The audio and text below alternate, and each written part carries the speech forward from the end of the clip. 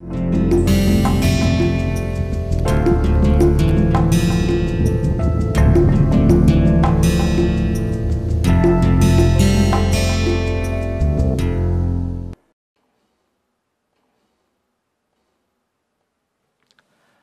and welcome to this course titled Introduction to Literary Theory.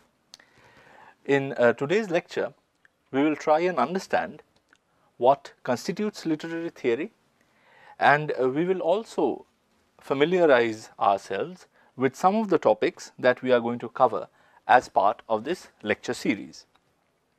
However, before we start discussing the term literary theory, we will need to keep in mind that there is no readily available definition of the term that is universally accepted. Therefore, our task would be to analyze the various available discourses about literary theory and to arrive at a working definition.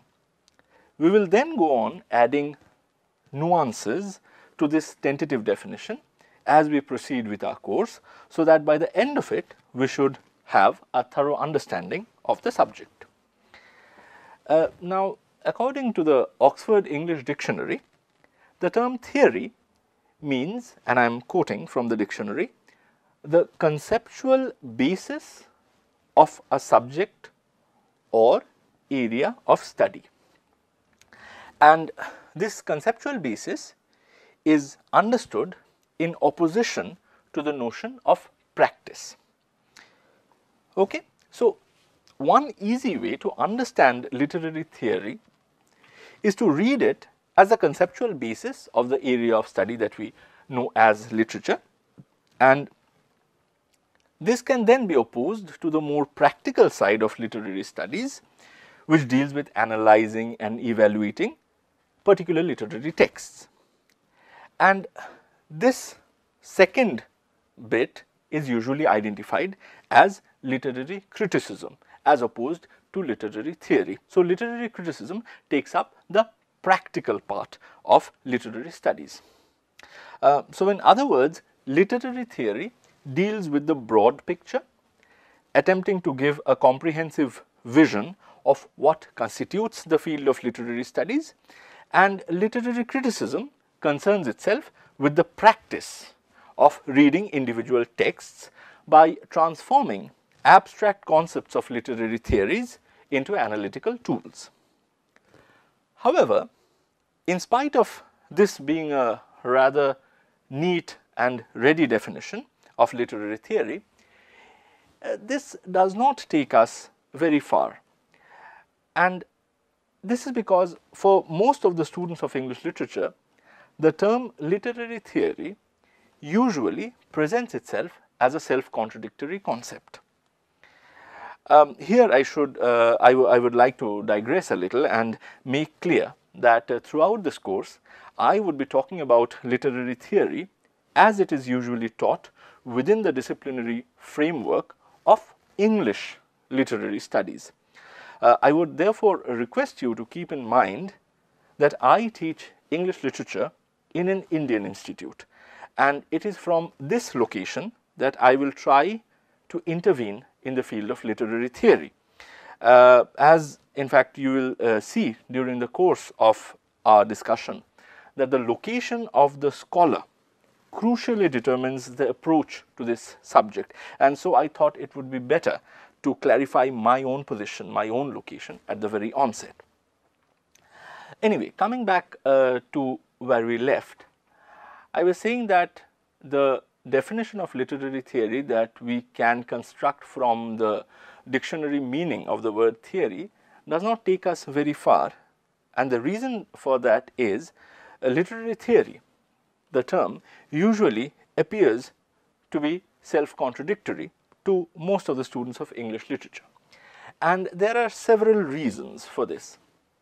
For a start, most of the intellectuals that we normally study as part of any standard syllabus of literary theory are not literary critics. To give you an instance, Jacques Derrida, one of the most common names that we encounter in any course of literary theory, was in fact a professor of philosophy. Jacques Lacan, another important name, was a practicing psychoanalyst. Claude Lévi-Strauss, one of the founding figures of structuralism, which is an integral part of our study of literary theory today, in fact taught social anthropology in France. Therefore, as you can see, for someone situated within the framework of English literary studies, most of what is discussed under the rubric of literary theory seems to be concerned not primarily with literature, but with other things, with things like philosophy, for instance, or psychology, or sociology, or history. Indeed, for someone like Jonathan Culler, and Jonathan Culler is a professor of English at the Cornell University in America, the two words that compose the term literary theory appear to be so distinct from each other that he insists on calling it simply theory, without the adjective literary attached to it. In his book, Literary Theory, A Very Short Introduction, Culler defines theory in literary studies as a self-contained genre which might be concerned with anything and everything under the sun, but not with, and here I quote Culler, not with the nature of literature or the methods of its study. In Culler's account, this kind of theory, which originates outside the discipline of literary studies and remain an alien presence within it, is associated with a particular date and with a particular decade rather, and that particular decade is a decade of the 1960s. I would like to underline this date because in a significant number of textbooks you will find the 1960s repeatedly mentioned as a moment of origin for what we now consider as literary theory.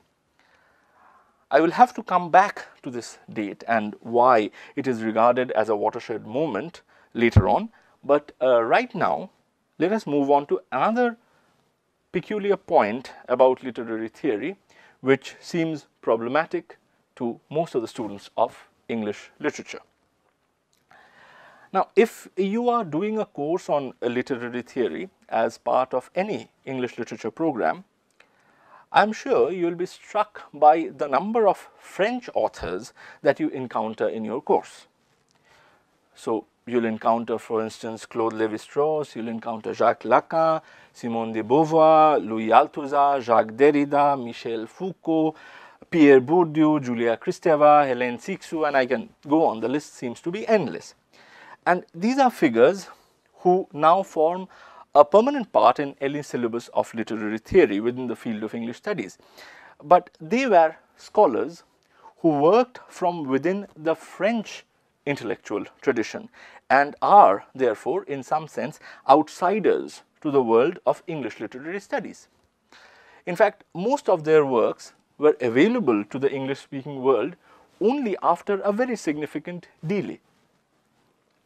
Thus, to give you an example, Michel Foucault's famous book Folie et déraison, which was published in French in 1961, was available to the English speaking world only after a delay of 4 years when R. Howard translated it and brought it out under the title Madness and Civilization.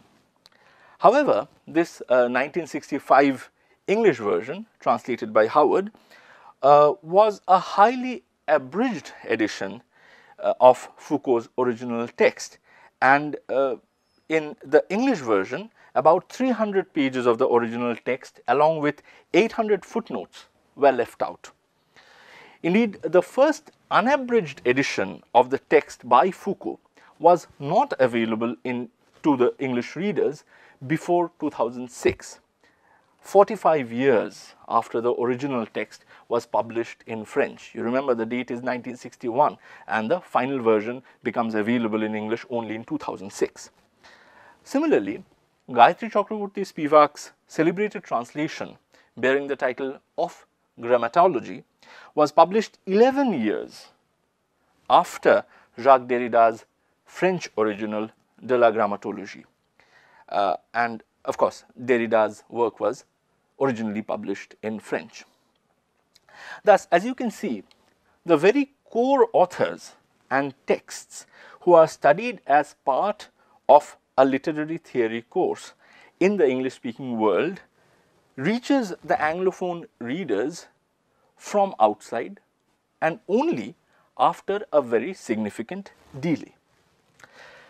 This notion of literary theory arriving from outside to the universities of the English-speaking world is translated into a devastating but witty metaphor by Terry Eagleton in his book Literary Theory: An Introduction. So Eagleton, speaking as a professor of English literature located in England, again I need to remind you that the location of the scholar is very important as far as this course is concerned. So Eagleton, located in England as a professor of English literature, describes how the job of a section of British literary critics was reduced to waiting at the port city of Dover to receive the latest shipment of theory dispatched from Paris, which on an average took a decade or so to sail across the channel separating France and England. For those of us who study literary theory within the English departments of India or other places in the global south like Africa and Latin America, the texts and theorists appear to be even more foreign, and the delay in accessing them is much longer.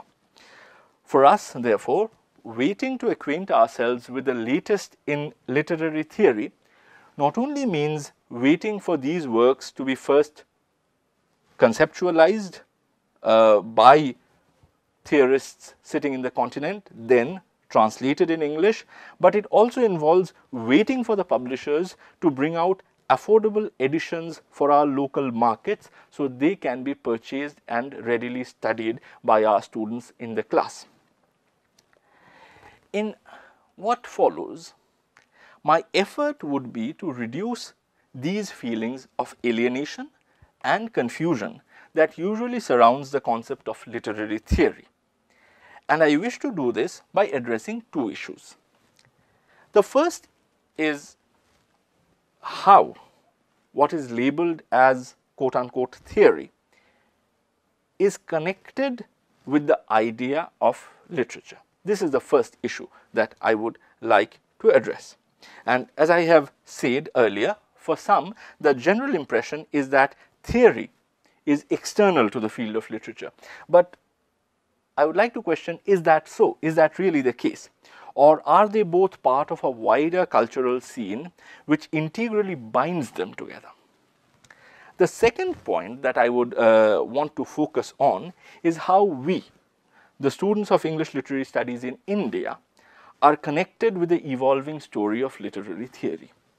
Here again, the general impression is that we are at least twice removed from the main source of action. As I said, first we wait for the European continental philosophers, sociologists, psychoanalysts to come up with the theories, and then we wait for them to be translated in English and subsequently handed down to us in the form of affordable local editions. But I think our location in India might not be as marginal to the evolving story of literary theory as is usually made out to be. But before we go into these issues, let's concentrate on the connection between literature and theory and see how tenuous or how strong the links are between the two. And to do this, we will need to go back to the decade of the 1960s.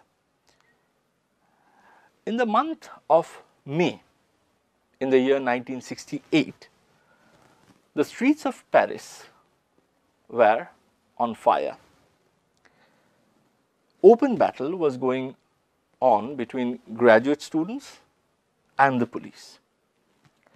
The ranks of the students were swelled by workers, and they were putting up barricades in the famous university area in Paris known as the Latin Quarters. And the graffiti on the walls read anti-authority slogans like "Il est interdit d'interdire, it is forbidden to forbid. Many of the French intellectuals that we had listed a moment ago as prominent theorists of our time, including the two most famous names, Jacques Derrida and Michel Foucault, were student participants in the events of May 1968, and it is generally agreed that these events, which came to a head in Paris in the May of 1968, have had a transformative influence on how literature is read and theorized. But why were these anti-establishment riots taking place in Paris? And what is the connection between these scenes of violence and anti-establishment protests with how literature is read and theorized? To understand or to answer this question, we need to look beyond 1968. In fact, the story of the events of 1968 actually starts from after the end of the Second World War, after 1945. In spite of the huge amount of devastation that was wreaked by this war, the years following it saw significant economic growth and all-round prosperity, especially in the developed capitalist countries, but also in the communist-ruled Soviet bloc. America, whose economy had got a great fillip in the war years, continued to grow even after the war was over. But it was the economy of the non-communist countries in Europe that were most successful, and they were almost completely transformed by the 1960s. The USSR was also faring equally well in terms of economy and grew at a rate that was comparable to the developed capitalist countries. But this prosperity, what was not just confined to the USA or Europe or the USSR. Rather, it was a worldwide phenomenon. And as a historian, Eric Hobsbawm, for instance, observes in his book Age of Extremes, between the end of the World War, 1945, and the 1970s, there was a spectacular growth in world population. But at the same time, there were no mass starvation, except as a product of war and political madness, as in China of the 1958. And this was because there was a boom in food production, which rose faster than the population. The average life expectancy also shot up by an incredible 7 years, and this is the global average. So there was all-round prosperity in the years following the Second World War. And one of the key social features that characterized the changing times after the Second World War was a sharp decline in the number of people engaged in farming, and this in spite of the fact that food production actually increased. And this decline in the number of people engaged in farming was complicated by a parallel trend, a dramatic rise in occupations that required higher education. And this requirement for higher education, in turn, was matched by growing number of families worldwide who, because of the economic boom, could afford to send their adolescent children to secondary schools and then to universities, rather than forcing them to go to work early to support the family income. So, from the 1960s to say the 1980s, the student population in different parts of the world multiplied by anything between 3 to 9 times. In France alone, the student population, which was roughly around 100,000 at the end of the Second World War, grew to become 650,000 by the end of the 1960s. And most of this increase was noticed in the departments of humanities and social sciences. This enormous rise in a student population had profound consequences, because most of these new students were first generation learners and had a very different class profile from the group of social elites who attended universities till the Second World War. There was therefore a sense of natural class resentment that most of these students felt towards the university authority, which was geared for hundreds of years to serve only the social elite.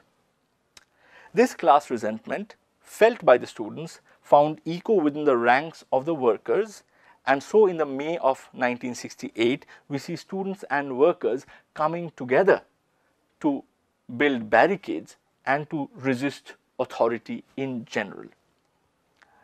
However, these anti-authority, anti-establishment unrest was not just limited to Paris. Paris was indeed the epicenter, but similar student revolts were witnessed all over Europe as well as in America, where it usually took the form of anti-Vietnam War movement protesting against the American military action against Vietnam. And these student protests and the erosion of the social status quo that it represented had deep-reaching impact in the field of humanities and social sciences, and this of course includes the field of literary studies. In countries that witnessed the student unrest during the 1960s, the sociocultural vantage point from which literature was read and analyzed till the pre-Second World War era was not the point of reference that was shared by the new students in the post-war generation. This resulted in a breakdown of the meaning-making process that is necessary for communication. The social and cultural norms which had stabilized the meanings of words and which had structured the process of meaning-making till recently, were now put under question. The old figures of authority who had fixed the meaning were now being dismantled. This crisis of meaning was most powerfully put forward by Jacques Derrida in a 1966 lecture, which later became the essay Structure, Sign and Play in the Discourse of Human Sciences. In this essay, Derrida posits the idea of discourse as a decentered structure, which is devoid of any central figure of authority. The meanings of words, therefore, do not get fixed, but in a free play continues to lead from word to word.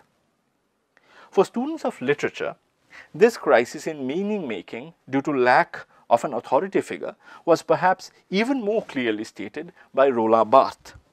Barthes, in his famous 1967 essay, announced the death of the author, the figure who was assumed to be the ultimate authority on what his words on the printed paper might mean. Refusal to accept any authority meant refusal to accept the power that an author might have in controlling the meaning of his words, a central tenet that would inform the school of post-structuralist literary theory, which is one of the things we are going to take up in one of our future lectures. Now, this erosion of authority, which erupted in the form of violent riots in the 1960s in Europe and America, was however not merely confined to the university campuses and streets, but was also felt within the intimacy of the family structure.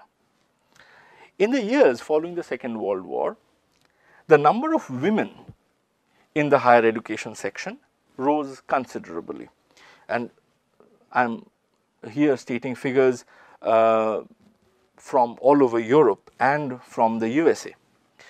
So, whereas till the Second World War, women constituted only 15 to 30% of the student population enrolled in higher education, by the end of the 1970s, the number had risen to almost 50% in most of the developed countries.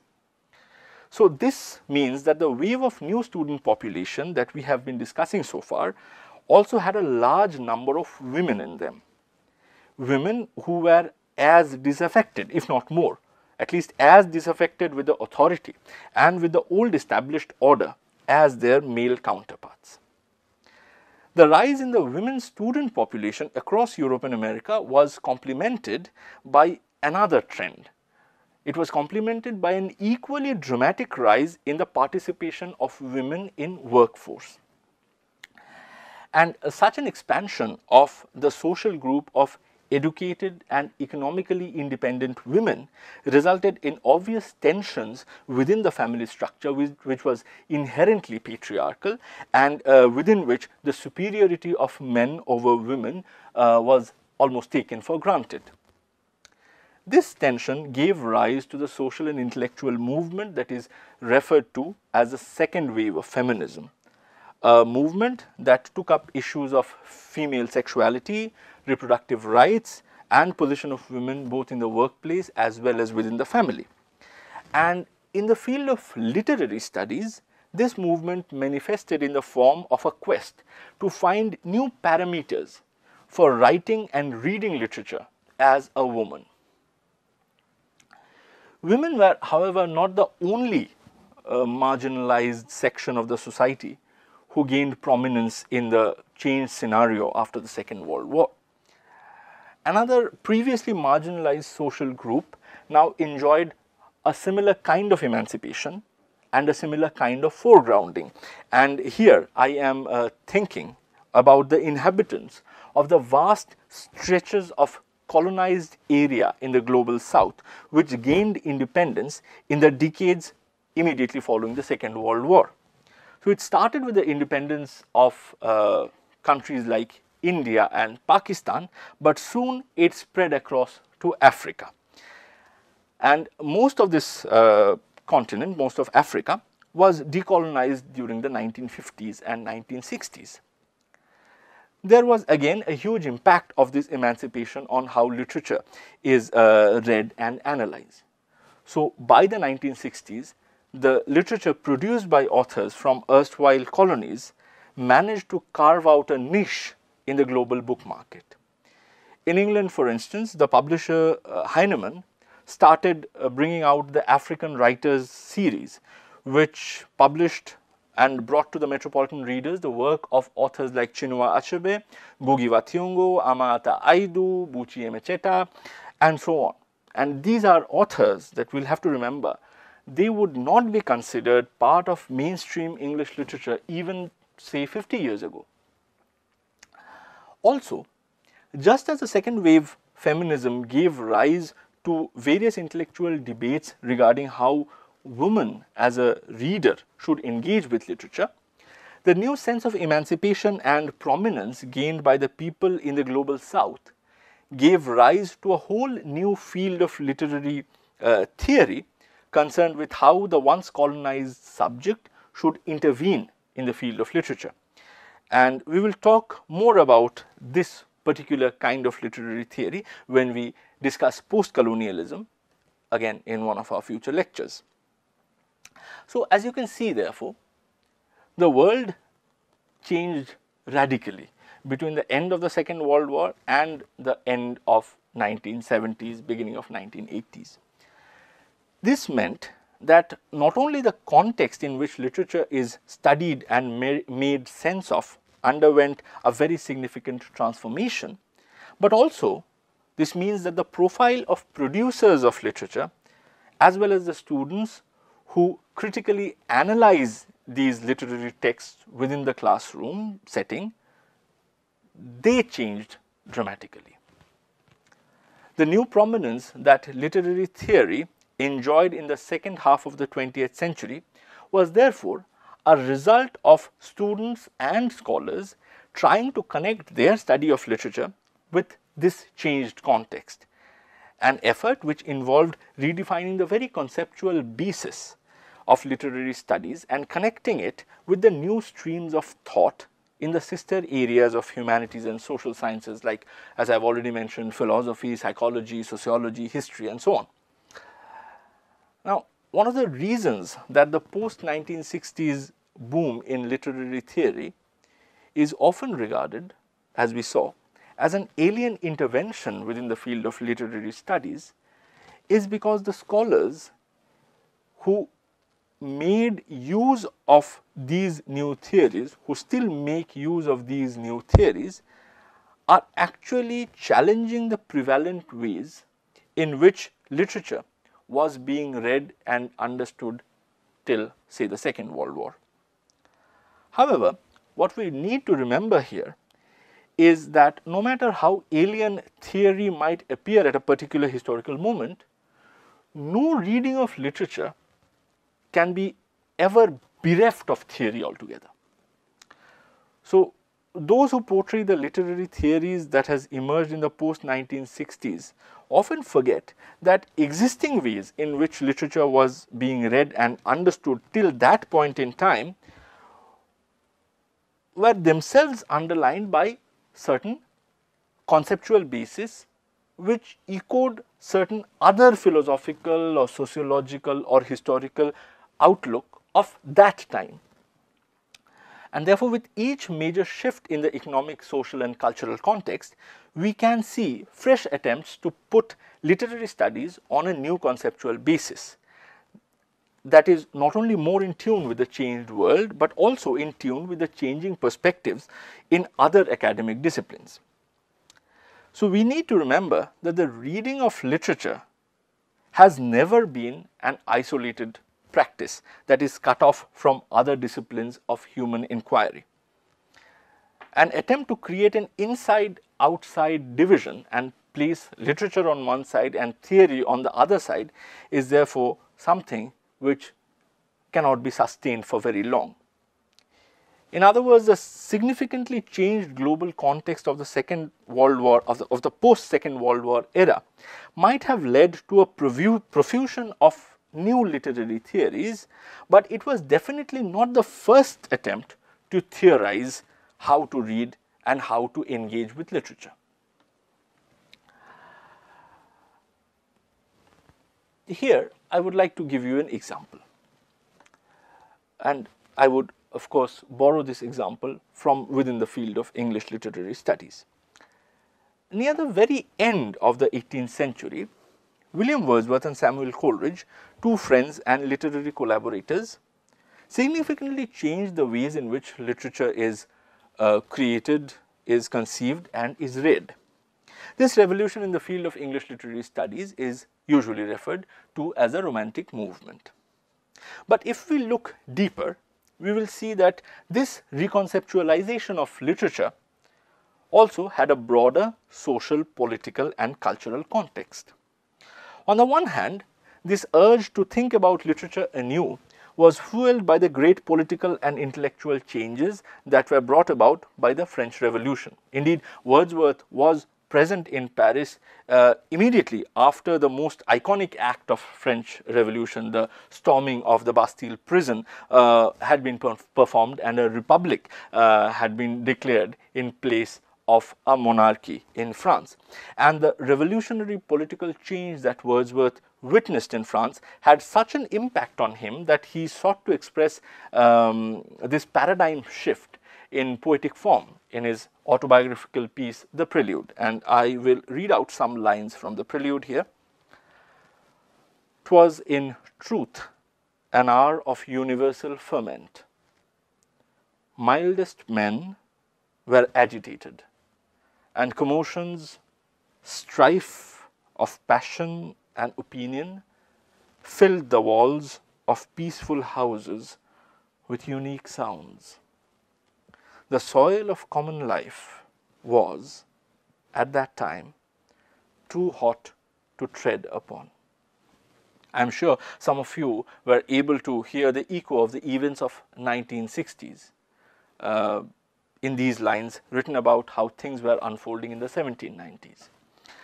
But it was not just this political agitation that led to a reconceptualization of literature within the domain of English literary studies. Both Wordsworth and Coleridge, in their efforts to rethink the very process in which literature is created and consumed, also drew significantly from French philosophers like Jean-Jacques Rousseau and also German idealists like Immanuel Kant, Georg Hegel, Friedrich Schelling and Johann Gottlieb Fichte. So as you can see through this comparison, 1960s was not the only moment when English literary studies was opened up to external influences and theories were imported from other disciplines to arrive at a new conceptual basis for literature. The theory of literature forwarded by the English Romantic movement was in fact equally dependent on the ideas of intellectuals who were firstly neither literary critics, secondly nor were they working from within any English tradition. Literary theory in the field of English studies therefore does not start in the 1960s. The 1960s is just one watershed moment, one of the watershed moments in the evolving history of literary theory. Indeed, from the vantage point of being a student of English literature, we can spot a number of such watershed moments.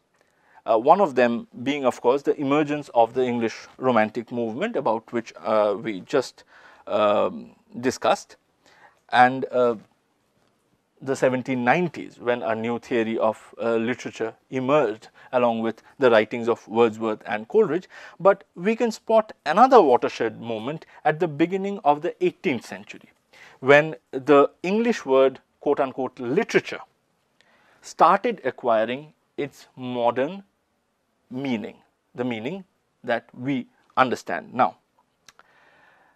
As Raymond Williams notes in his book Marxism and Literature, the term literature, which has its origin in the Latin word litera, started being used in English from around the 14th century. And in its earlier forms, which was, by the way, spelt with a double T. So, the spelling was Literature, and this was because the Latin word litera was also spelt with a double T, right. So, in this earlier form, it signified just someone's ability to read. So, when the late 16th, early 17th century English scholar Francis Bacon, for instance, mentioned someone being learned in literature, he was actually simply referring to the fact that the person was able to read. Now, therefore, and we still retain something of this earlier use when we use the term literacy, for instance, which was initially connected with the word literature, right. Now, that connection, of course, has been lost, the connection between literature and literacy. William Caxton, if you know your English history, you will know this, that William Caxton had introduced the printing press in England in the 15th century. So, by the end of the 17th century, when printed reading material was available in sufficient abundance, literature had come to signify not only one's ability to read, but also more specifically the ability of someone to read printed books or the practice of reading printed books. Moreover, literacy and the availability of printed books were, as is I think obvious, limited to a small section of elite within a society. Think of India even now and you will get the meaning of what I am trying to say here. And so, by the 18th century, literature was also associated with this, with a kind of elitist aura. Why? Because literacy and availability of printed material was restricted to only to a group of social elite. And by the 18th century, literature was also associated with a certain degree of cultural sophistication. It was associated with everything that a social elite is associated with. Engaging with literature, therefore, was a way of gaining as well as displaying cultural values and civilizational attainments. Raymond Williams also notes that by the 18th century, the use of the word literature changed in another fundamental way. During this time, it acquired the meaning of imaginative composition or imaginative writing, and while it gained this meaning, it subsumed within itself the earlier category of poetry or poesy, which had signified imaginative composition before then.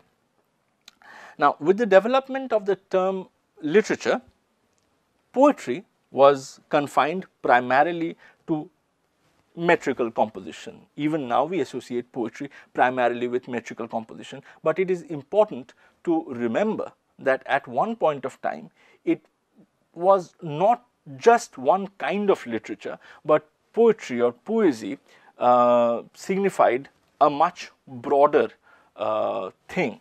It signified imaginative composition in general. And why I am saying it is important to remember, because we will often come across terms like poetics, which actually signifies more than just a commentary on poetry. It signifies more than that. It signifies a commentary on literature in general, as we understand the term now.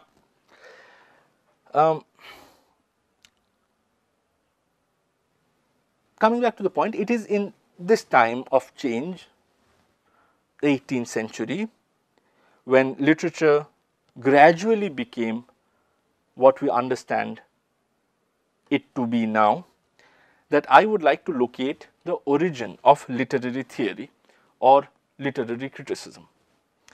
Because it is only when certain works started being identified and taught as literature that we encounter the growth of theories to sustain it as a field of studies, as a separate field of independent studies. Interestingly, India and Indian students of literature played a very significant role in this 18th century story of how English literature developed as a separate field of study, and how a complementary field of literary theory developed along with it.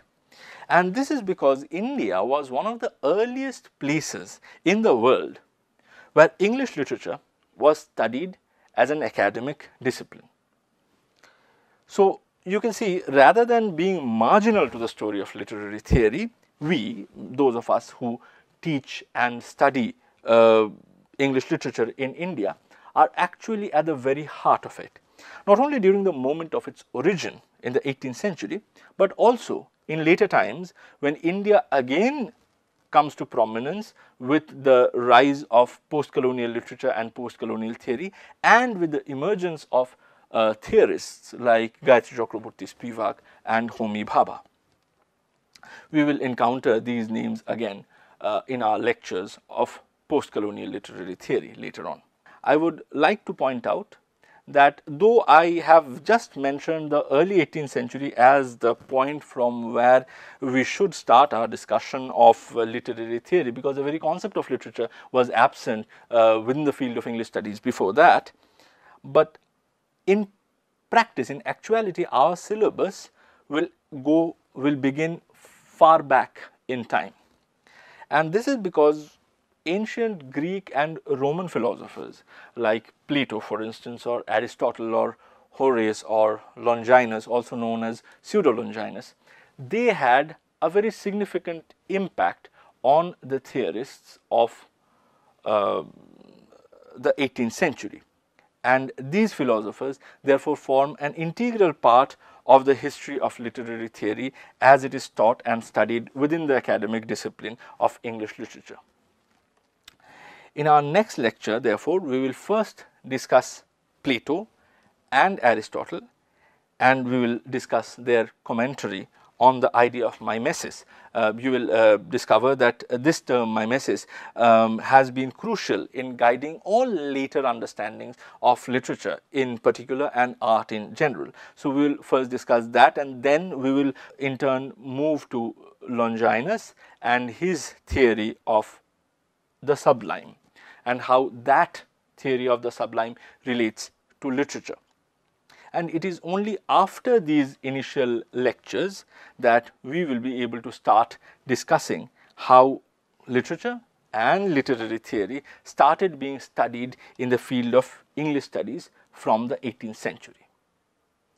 So, when we will move to the topic of literary theory in the context of 18th century England, we will see how there was an effort to mold the emerging field of literature in accordance to the rules borrowed from the writings of ancient Greek and Roman philosophers.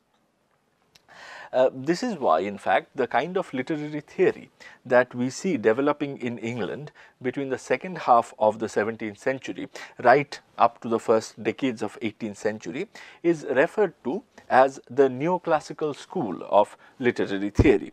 And here the word neoclassical refers to a renewed interest in the writings of classical authors of Greek and Roman antiquity. Now, the interest in these classical authors of ancient Greece and Rome were already kindled in England during the Renaissance. But it was not until the late 17th and early 18th century that we encounter a substantial body of theoretical writings based on the thoughts and insights provided by the classical authors. Incidentally, and also very interestingly, the classical authors often did not influence the literary theoreticians in England directly.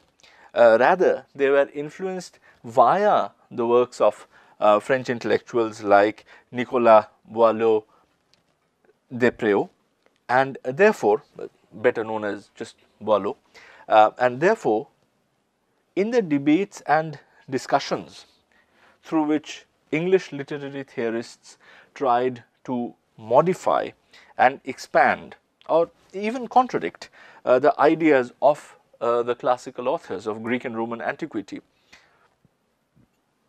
to arrive at a new understanding of literature. Often these discussions had French intellectuals like Boileau as powerful interlocutors. So you see Terry Eagleton's complaint about certain 20th century English literary critics waiting in the port city of Dover for their intellectual shipment to arrive from France can in fact be extended back to the late 17th, early 18th century, because even back then what was happening in France, in the intellectual circles of France, had a major impact on the intellectual life of England and of the Anglophone world in general. By the end of the 18th century, however, the edifice of neoclassical literary theory was crumbling. The world was changing, and it was changing primarily under the influence of two major revolutions, the Industrial Revolution and the French Revolution. And there were also new intellectual currents which were at work by the end of the 18th century. All this resulted in the new set of literary theories that I have mentioned before as forming the Romantic movement, forming part of the Romantic movement. So, after discussing the neoclassical theory, first of course, we will begin with the works of Greek and Roman intellectuals like Plato, Aristotle, Longinus, etc. Then we will move on to a discussion of neoclassical literary theories as it developed in late 17th and the first half of the 18th century. And after that, we will move to this new kind of literary theory that developed at the very end of 18th century, early 19th century, which we see as part of the greater Romantic movement. In our subsequent lectures, after we have completed Romanticism, completed discussing Romanticism, we will again move forward roughly 100 years from the Romantic movement, and we will see that a fresh set of literary theories had started emerging during the early 20th century.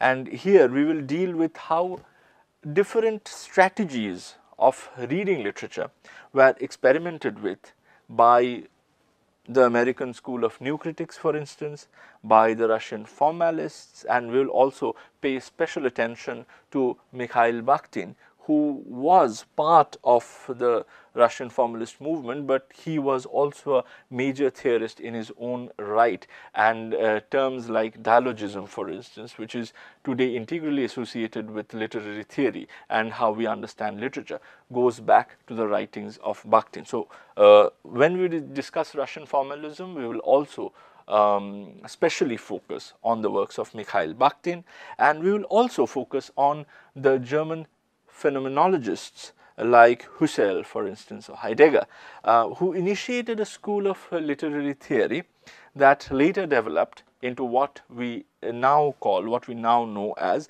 the reader response theory. After these discussions, we will then move on to a set of lectures that would help us connect literary theory with three major developments that marked the beginning of the 20th century. We will start here with the development that is perhaps least discussed in the world outside the academia, but nevertheless which has had an astonishing amount of influence within the field of literary theory. Here I am talking about the 1916 publication of the book titled Cours de linguistique générale, or Course in General Linguistics. That is the title under which its English translation was published. And this book is basically a collection of lectures delivered by the Swiss linguist Ferdinand de Saussure. And Saussure delivered these lectures between 1906 and 1907, and by the time the book was published in 1916, Saussure was already dead. But it is to this book, to this collection of lectures, that we can trace the beginning of structuralist theory, which not only influenced the field of linguistics, but also had a profound impact on the field of sociology and literature. For instance, earlier in this lecture, we have mentioned someone called Claude Lévi-Strauss, for instance, who was a sociologist, but who made use of this structuralist insight in his analysis of societies. And Strauss in general influenced literature and literary theory, which goes under the name of structuralist, literary structuralism. It's in fact the influence of Saussure and his text continued even after the 1960s, and we see, for instance, even Jacques Derrida taking his cue from structuralist theory. Indeed, he starts his famous essay, Structure, Sign and Play in the Discourse of Human Sciences, by critiquing the work of Lévi-Strauss. So, the new kind of theory that emerged after the 1960s, and that is associated primarily with the name of Jacques Derrida, is also referred to as post-structuralism. This is because of its close links with structuralism. Often structuralism and post-structuralism do not agree on major points, but nevertheless there are a significant number of links between these two kinds of theories for us to place them together and to learn about them one after the other.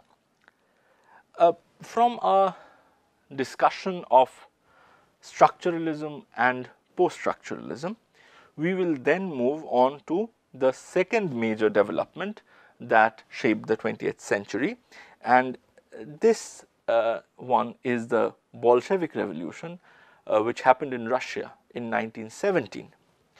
Now, with this revolution, the revolution in 1917, Karl Marx's economic theory first gained a major political expression. There was always political undertones in the writings of Marx, but it was primarily document which critiqued economic theories. With 1917, this economic theory now transformed into a major significant political movement, and the communists took over the reign of Russia by bringing to an end the rule of the Romanov monarchs. However, the Bolshevik Revolution did not merely bring Marxism to the political foreground, but also expanded it as a field of debate. And this expansion was also felt within the field of literary studies. And throughout the 20th century, Marxism continued to remain a very strong intellectual force, guiding theories about how to read, how to analyze, and indeed how to create, how to produce literature. The third major movement was marked by the 1899 publication of Sigmund Freud's Die Traumdeutung, which was translated in English under the title The Interpretation of Dreams. And this was a major publication because it ushered in the new science of psychoanalysis. And from the very beginning, psychoanalysis had a very strong relationship with literature. And Freud, for instance, borrowed character names like Oedipus from ancient Greek literature to express psychoanalytic concepts. We have, for instance, the Oedipal complex. And also, apart from borrowing literary terms, Freud also used his insight as a psychoanalyst to interpret various literary texts, including William Shakespeare's Hamlet. This strong connection between psychoanalysis and literary theory has continued well beyond Freud, and throughout the 20th century, we have had intellectuals like Carl Gustav Jung, for instance, Jacques Lacan, Gilles Deleuze, Félix Guattari, and all of them have either used psychoanalytical insights to interpret literature, or whose works on psychoanalysis have been borrowed by other theorists to explicate specific literary works. Next, after completing this, we will move to the topic of literature and gender. And in this lecture, we will try to see how the different waves of feminism have impacted literary theory. But in this lecture, we will also try and move beyond feminism to see how the more recent queer movements have also played a part in building a new set of literary canons and promoting a new kind of discourse around literature. As is common knowledge perhaps, the prefix post plays a very significant role in any syllabus of literary theory, almost as significant as the suffix ism. And in fact, we have already encountered quite a few isms in the form of romanticism, structuralism, Marxism, feminism. And we have also come across the prefix post in the form of post-structuralism. But we will focus on two more examples of this prefix post when we do postmodernism and post-colonialism. Again, two very important topics as far as literary theory is concerned. And from there, we will move on to theories of eco-criticism. And this, in a way, will actually bring us up to date, because much of the contemporary literary theory is emerging out of concerns about our shared environment and ecology. In the final lecture, I will try to give a brief introduction to certain literary theories that have had their origin in ancient India, within ancient Indian tradition. And here I will be talking about things like the rasa theory and how dhwani can be used as a tool of literary analysis. But it is also important to note that these quote-unquote Indian theories are not usually included in courses of literary theory within the field of English studies.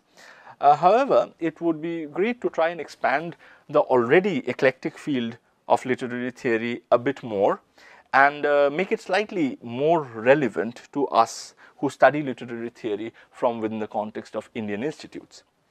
So as you can see, we have a lot of ground to cover in this course, and we will continue our journey in the next lecture, where we will talk about the ancient Greek philosophers Plato and Aristotle, and we will discuss their lasting impact in the study of literature and literary theory. Goodbye till then.